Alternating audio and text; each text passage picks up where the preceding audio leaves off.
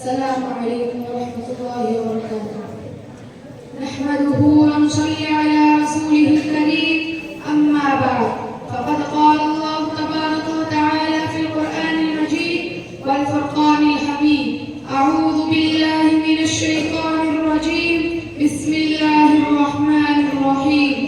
ذلك الكتاب لا ريب فيه هدى للمتقين. وقال النبي صلى الله عليه وسلم: خيركم من تعلم القرآن وعلمه. الہی رونق اسلام کے سامان پیدا کر، الہی رونق اسلام کے سامان پیدا کر، دلوں میں مومنوں کے الفت قرآن پیدا کر۔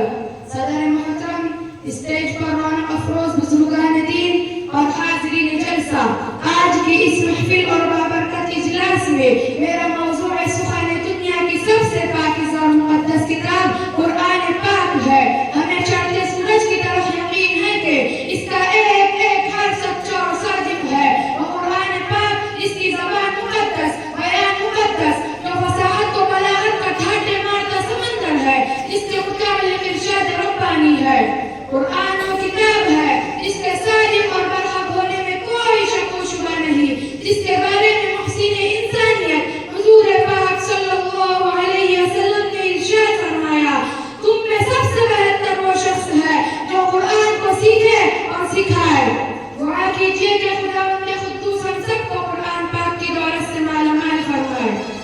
میرا عزیز ساتھیو، یہی وہ قرآن ہے جو رہتی دنیا تک کے انسانوں کے لیے سراپا ہدایت اور رحمت ہے۔ یہی وہ قرآن ہے جس نے پس مردہ قلوب کو تازگی بخشی۔ ہاں ہاں، یہی وہ قرآن ہے جس کی برکت سے جنات اور شیاطین کا آسمانوں پر جانا بند ہوا۔ یہی وہ قرآن ہے جس کی برکت سے عزت اور رفاعت کے شانیاں نکل گئے۔ یہی وہ قرآن ہے جس کے بدولت محبوب حقیقی کی رضا نصیب ہوتی ہے۔ یہی وہ قرآن ہے جو سچائی اور امانت داری کا درس دیتا ہے۔ یہی وہ قرآن ہے جس کے بدولت عمر فاروق کو ایمان نصیب